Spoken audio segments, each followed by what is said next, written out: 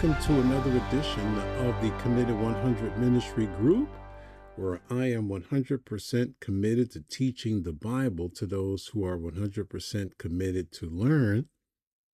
We're going to continue in our verse-by-verse study of the Book of Proverbs, and we're still in chapter 14, looking at the contrast between the righteous and the wicked. And once again, I started to do this program live. I couldn't get a feed from Facebook, so I had to start up 3 times. Facebook. You're becoming really a disappointment to me. I may have to find another way, another source to do these videos. Because Facebook, when you do a search on what could be the problem, they basically blame me. Well, it's your internet connection, it's your server, but if my internet connection was a problem, I wouldn't be able to get Facebook in the first place. So it can't be that. All right. So it can't be a connection issue if I could log on to any and every other web page known to mankind. And suddenly when I log on to Facebook, you pop up. I can scroll out by pages and what have you. But then when it comes to live feed, suddenly there's nothing. Well, it can't be me, because if it was a connect issue, I wouldn't be able to get on anybody's website. So instead of spending time in Washington, spend time fixing your internet service provider, Mr. Mark. Proverbs chapter 14. The evil bow before the good, and the wicked at the gates of the righteous. Now, a number of people, of course, they may look at this verse and they think, well, there are many times that the wicked have afflicted the righteous. There's no question about that. I mean, I'm not going to deny that at all. But the teaching of this verse is also clear, and there are many examples where the wicked bow down to the righteous. In Esther, for example, where Haman attempted to execute the Jews, only to bow down before Queen Esther, a Jewess herself. Solomon, in his reign, had people coming from all nations to bow down to him to receive his wisdom. So it has happened, and it has happened. It happens in the present. It will happen in the future as well. So the principle isn't in every single case this will happen, in every single case that happens. But in all cases where wisdom and righteousness are essential for us to properly respond to the circumstances, that's where we are at. And the proverbist looks at different avenues. He may talk about the evil bound before the good, and then he may go in a different direction and talk about what we just talked about, that many times the wicked do afflict the righteous. So they're both there because it's both true of mankind. Verse 20, the poor is hated even of his own neighbor, but the rich hath many friends.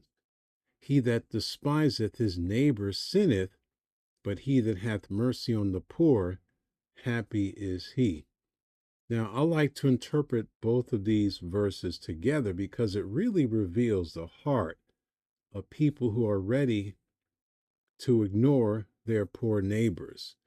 In spite of all the vitriol about the poor, the fact is, America is one of the richest countries in the world, and we can eliminate poverty. In a sense, you can't really do it because I think that poverty for many begins in their own heart.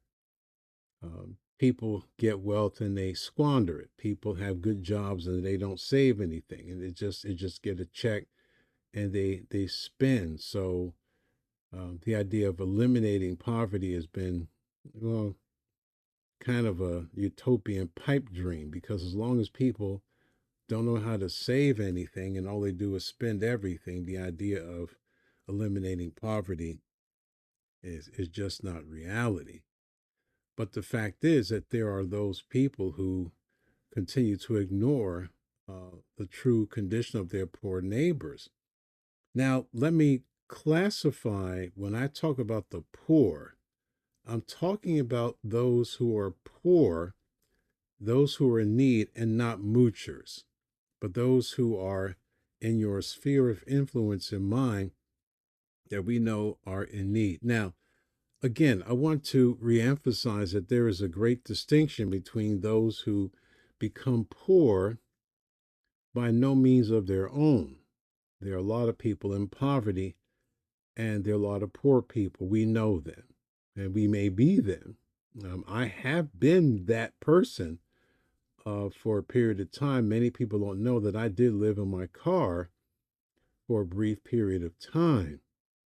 And I actually took a job that was far less than unemployment because I wanted to work. I felt the dignity of working was more important than living on the government dole at that particular juncture. So I get it that I've had times of poverty. I was poor, broke, and I'm not going to get any further than that. But we really need to look at helping those who are in our sphere of influence that we know need help, and that's okay. Now, sad to say that the poor man or woman is oftentimes despised and socially rejected so that the rich may be courted for their wealth and their favor, which we're going to see later in James chapter 2. Now, the rich man or woman has many friends, and not because of them, but because of what they have or of what they can offer. Now, I looked at this text carefully. It may be implied that both the individual trying to court the rich man as well as the poor man, that they are both poor. So oftentimes you have groupies or people who are trying to seek to impress the rich man. And the rich man doesn't want to identify with the poor man, though he is poor himself. Sometimes you find people that are, let's say, looking like the rich man, giving the impression that they're rich, but they're not really rich at all. But they want to court the rich by looking at the rich. In fact, I gave this illustration some time ago when I went through the Gospel of Luke some 15 years ago, that there were a couple of guys that I knew when I had my shoe business many years ago, and they were from New Zealand. They were twins, and they used to sell New Zealand mussels. Delicious stuff, by the way, over at back then it was Price Club. And he had this this loud lemon yellow or kind of green yellow Corvette. And they always came in with suits and ties, and they're very cordial guys. And I mean, there were some of the nicest guys you want to meet. And I asked him about, his business and the car and everything. And, it's funny because these guys were broke, but they wanted to maintain the image so as to court those who were rich that would fund their product. Needless to say, it didn't work. And having worked in an environment where I was around quite a few rich people, quite a few politicians, I wasn't one of them, but I worked around them with my shoe business many years ago. And I found something very interesting, that a lot of people, and I was in Newport Beach, California, a lot of people I'd met from all over the world would end up where I was at because I was near John Wayne Airport. And many of these people, they looked rich and wealthy, but they were broke.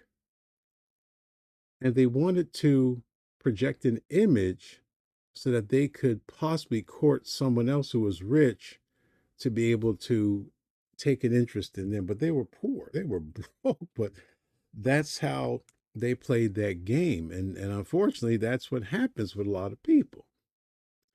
Now, many befriend the rich, of course, in the hopes of obtaining some of that money that the rich person has. And he will despise his once true friend to court the rich. So you have two poor people, and the one, they're supposed to be best friends, but to try to court the rich man, he will abandon his friend to do that. And that happens too. And I've seen that as well. So if you have your eyes open and you're not afraid to see reality for what it is, uh, and not afraid to face it, then you see it, you go, okay, well, that's reality. Well, because it is. And we'll see that again when we get into James 2. And the question to the rich person is, what should the Christian do who has wealth? In 1 Timothy chapter 6, verses 17 and 19, the simple answer is give it away. But that's not something that we're ready to do. We're not ready to give this stuff away. But that's a commandment. I don't get it. Again, I said in the sermons yesterday that we really don't take God seriously. That we need to look specifically at those who are in need. Now, if I understand correctly, the context coming off that, or coming off the 5th chapter to the 6th chapter, there are two specific peoples that we are mentioned that are worthy of financial support. That's the elders that rule well and widows that cannot sustain themselves or have no family that could provide for them. Those two people are specifically spoken of in Scripture, that the church is responsible for giving financial aid, in fact, a salary for both of them. But I thought very seriously we're going to do that to a widow. We'll tell her that there's all kinds of government dole that she could have, but the Bible doesn't teach that. And don't think for a second there was no government dole during the times of Scripture. You're just not getting it. You're just not getting it. But we don't supply the monies, and we're a very rich country, and we have a very rich church, and we don't help the poor. We give them scraps, if anything. We don't provide for widows, but we'll give to pastors 15, 16, 17, $20 million salaries. It's ridiculous. That's utterly ridiculous. There's no model for that anywhere near the Bible. I don't care whether you're so-called evangelical or we're a faith cult or whatever.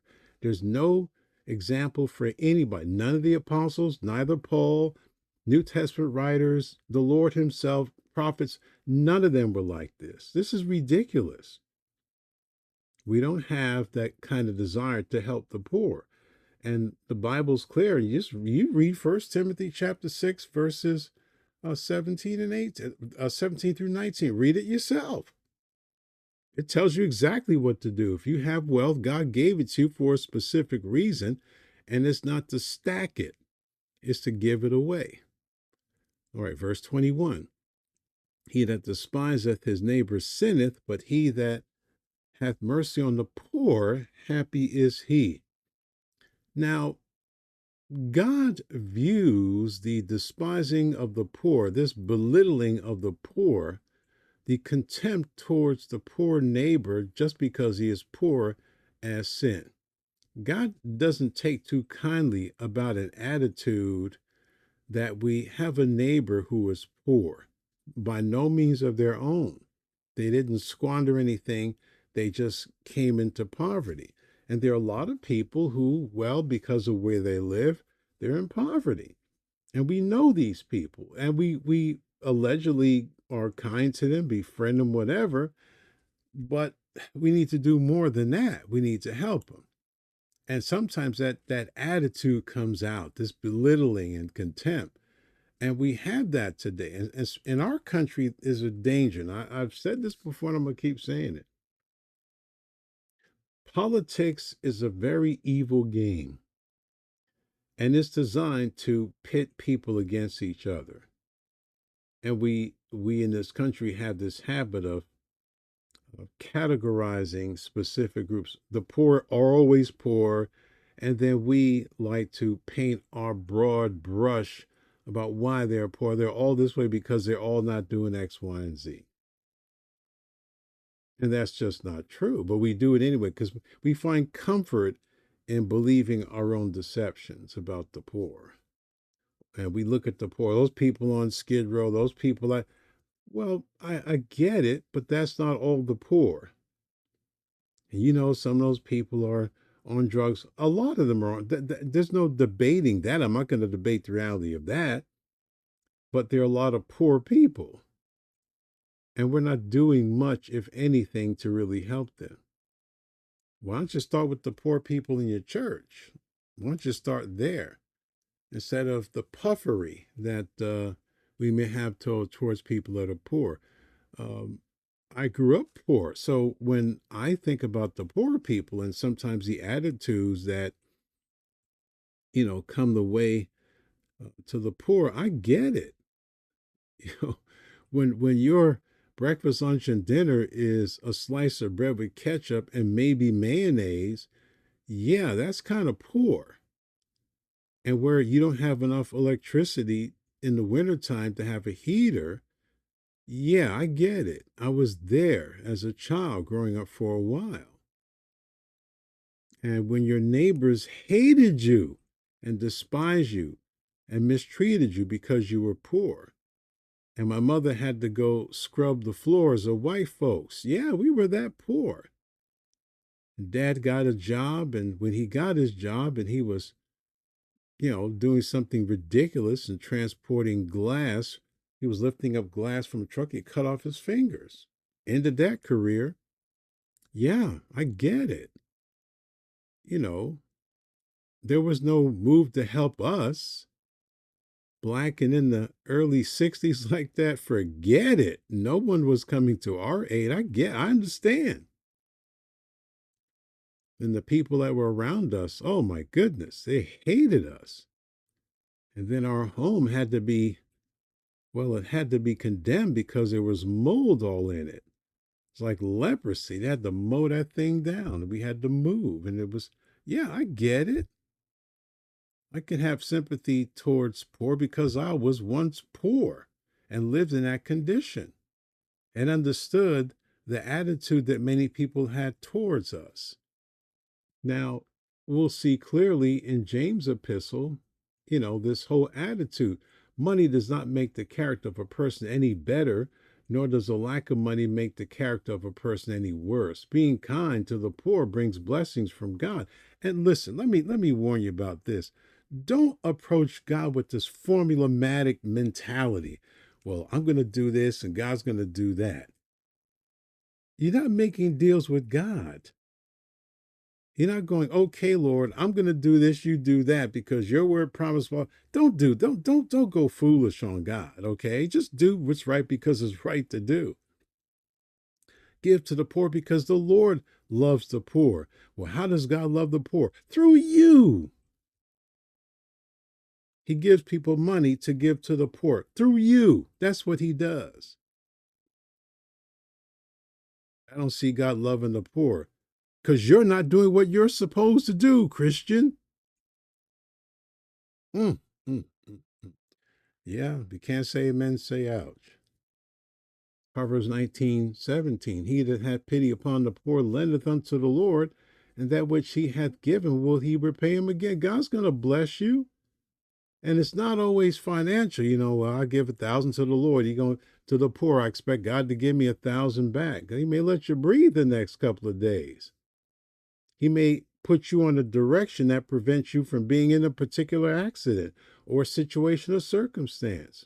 The robber may rob your apartment or your neighbor's apartment and not you. And that happened to me when I was living in Fullerton.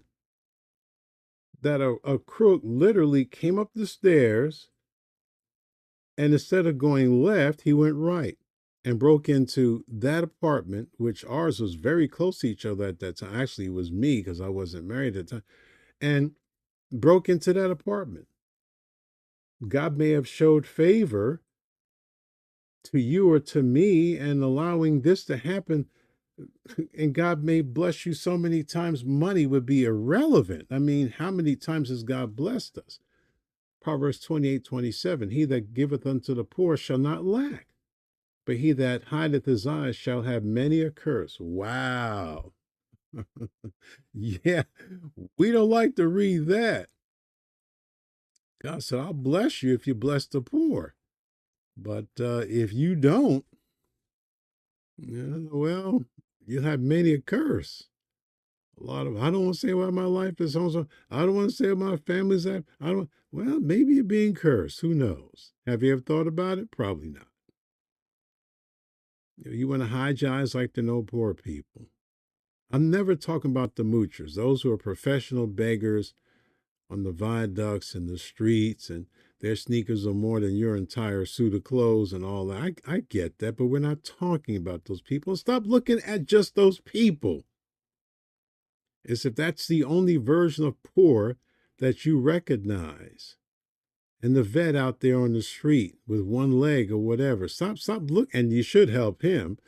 Uh, Stop looking at the moochers out there in LA who live on drugs, and the government just allows them by giving them needles so that they can continue their life on drugs. That's right, California in particular.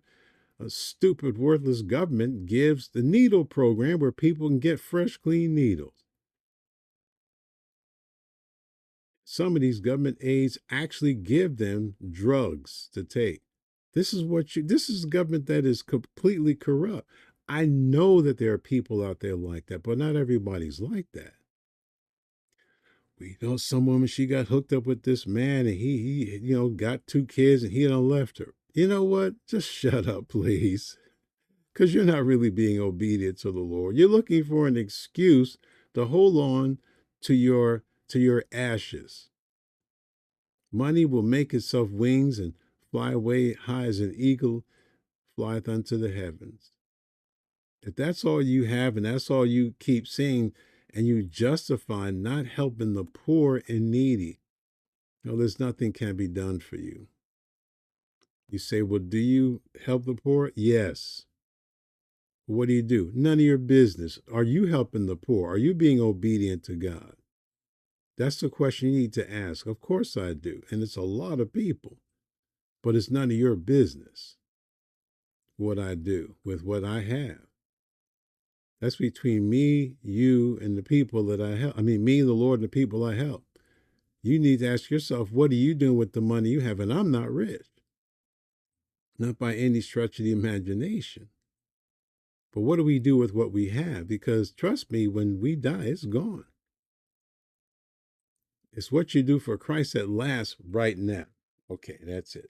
Lord willing, tomorrow, Proverbs 119.